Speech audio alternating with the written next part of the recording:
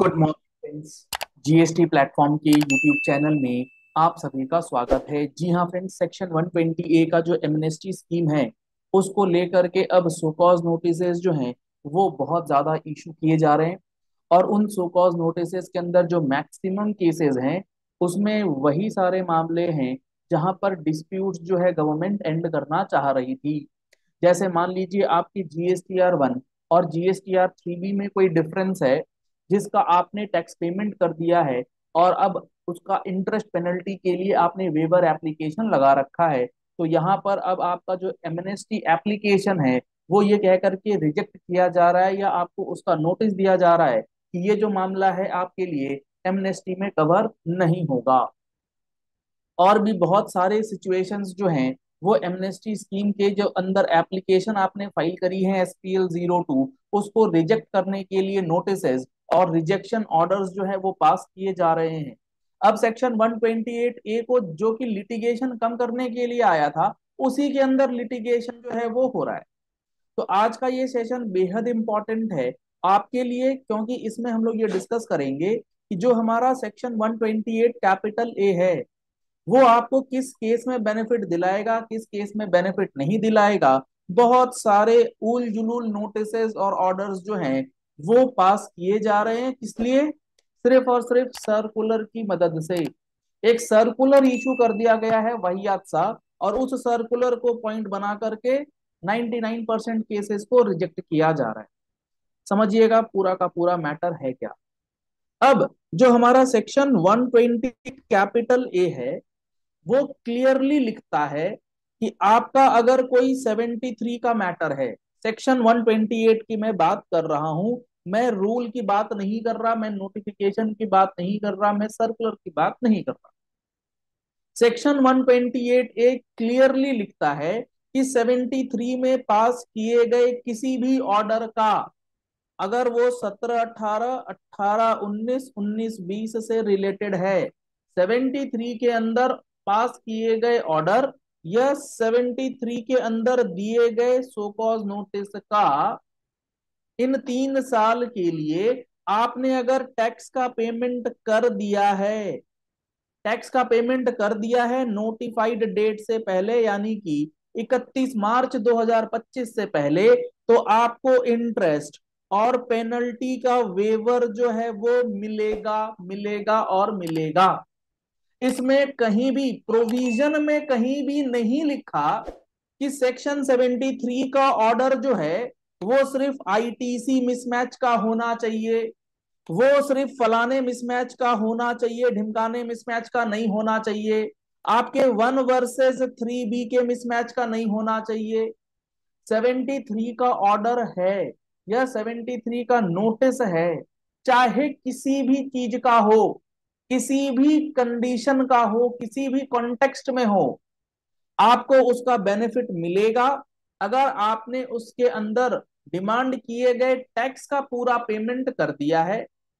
Interest penalty का waiver मिल जाएगा।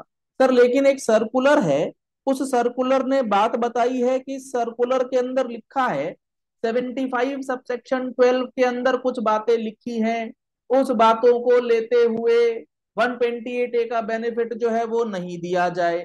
तो पहली चीज वो बात लिखी है 75-12 वाली।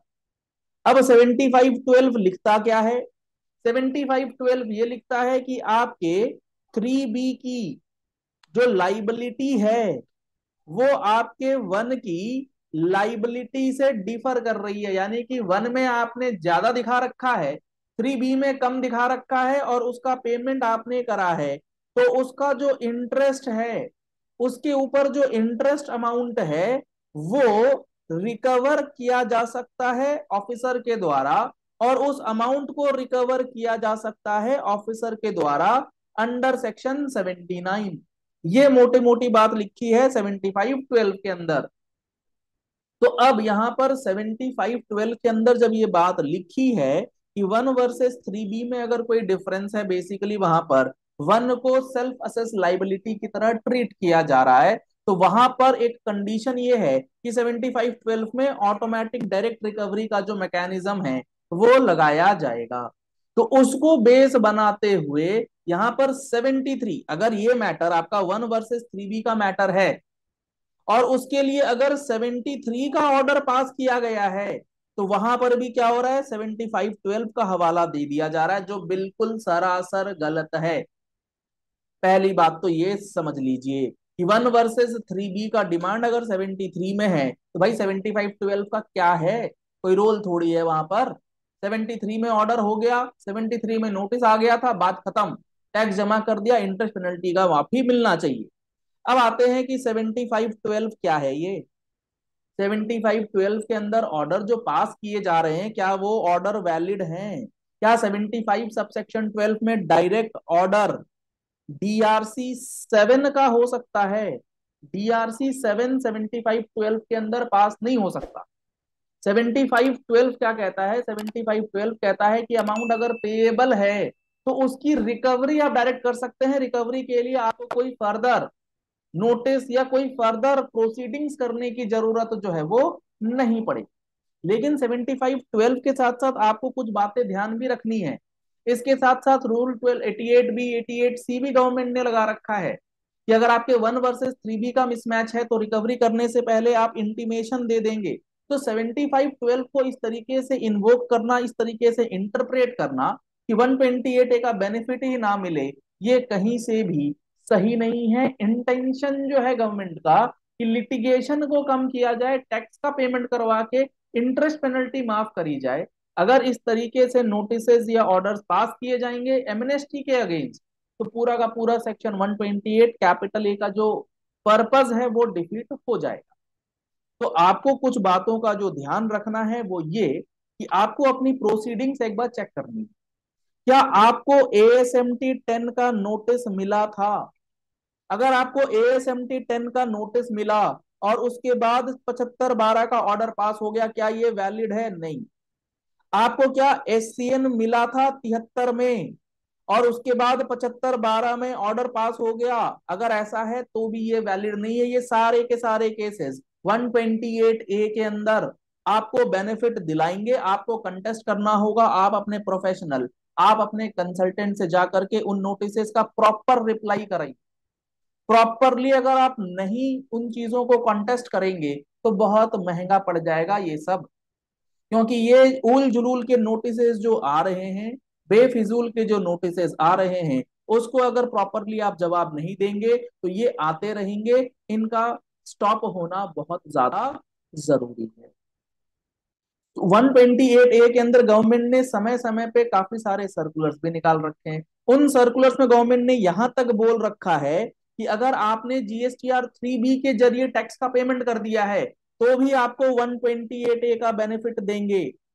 अगर आपने DRC 03 से पेमेंट कर दिया है तो भी आपको 128A का बेनिफिट देंगे, सब्जेक्ट टू कंडीशन कि आप उसका एडजस्टमेंट कर लीजिए DRC 03A से। तो गवर्नमेंट अपनी इंटेंशन को बिल्कुल क्लियरली सामने रख चुकी है कि भाई हमें 128A का बेनिफिट मैक्सिमम केसेस में दे करके चलना है। लेकिन सर ये जो सर्कुलर है ना, ये सर्कुलर सर का दर्द बना हुआ है। तो आपको मैं बता दूं, जो सर्कुलर होता है, जो सर्कुलर इशू किया जाता है, ये होता है instruction to the officers. Tax payer को ये फॉलो करना ही पड़ेगा, it is not at all mandatory. Circular अगर आपका बेनिफिशियल है तो आप उस कॉन्टेक्स्ट तक, उस एक्सटेंट तक उसका यूज कीजिए। आपके अगेंस्ट जा रहा है तो आप उसका यूज ना कीजिए। और दूसरी बात, जब सेक्शन कोई बात लिख रहा है, क्या सेक्शन की बात को सर्कुलर ओवर रूल कर सकता है, ओवरराइड कर सकता है? कतई नहीं। सर्कुलर क्या है? किसी भी एक प्रोविजन को कैसे इंप्लीमेंट करना है उसके लिए इंस्ट्रक्शंस हैं। जब प्रोविजन अपने में क्लियर है, प्रोविजन कह रहा है कि 73 का हम आपको बेनिफिट देंगे, तो सर्कुलर कौन होता है ये कहने के लिए कि हम प्रोविजन से ऊपर उठ करके आपको बेनिफिट जो है वो नहीं देंगे? तो आपको इन सारी बातों को जो है बहुत सही ढंग से चैलेंज करना पड़ेगा, तभी जा करके आपको इस एमनेस्टी का जो एक्चुअल बेनिफिट है वो मिल पाएगा। क्योंकि 128A के अंदर SPL 03 के नोटिसेस जो हैं वो बहुत सारे इशू किए गए हैं इन्हीं सारे मामलों को लेकर के। तो आशा करते हैं आपको ये सारी बातें जो है अच्छी तरीके से समझ में आ गई होंगी। अब आप अपने एमनेस्टी के अंदर आए हुए नोटिसेस का प्रॉपरली जवाब, उसको प्रॉपरली कंटेस्ट जो है वो कर सकते हैं। चलिए इस वीडियो को यही एंड करते हैं। आशा करते हैं आपको ये सारी बातें जो हैं वो अच्छी तरीके से समझ में आ गई होंगी। अगर आपको अभी भी कोई डाउट है तो आप अपनी क्वेरीज नीचे कमेंट बॉक्स में पोस्ट कर सकते हैं। ऐसी ही इंपॉर्टेंट एंड प्रैक्टिकल वीडियोस के लिए आप हमारे यूट्यूब चैनल जीएसटी प्लेटफॉर्म को फॉलो कर लीजिए, सब्सक्राइब कर लीजिए नोटिफिकेशन बेल के साथ। इंपॉर्टेंट वीडियोस की नोटिफिकेशंस आपसे मिस नहीं होंगी। जीएसटी का फुल कोर्स ज्वाइन करना चाहते हैं तो आप हमारे जीएसटी के फुल कोर्स, जिसके अंदर आपको 180 प्लस आवर्स की क्लासेस बेसिक लेवल से लेके एडवांस लेवल की अंडरस्टैंडिंग प्रोवाइड की जाती है, जिसके अंदर लाइव प्लस रिकॉर्डेड दोनों ही क्लासेस आपके लिए अवेलेबल हैं। आप उसको एनरोल करा सकते हैं। एनरोलमेंट के लिए आप हमारा mobile application GST platform play store से डाउनलोड कर सकते हैं। लिंक आपको वीडियो डिस्क्रिप्शन बॉक्स में दिया गया है। कॉन्टैक्ट नंबर्स आपको स्क्रीन पर दिए गए हैं। दिए गए नंबर्स पे कॉल या व्हाट्सएप करके भी आप कोर्सेज की जानकारी ले सकते हैं। Thank you and have a nice day.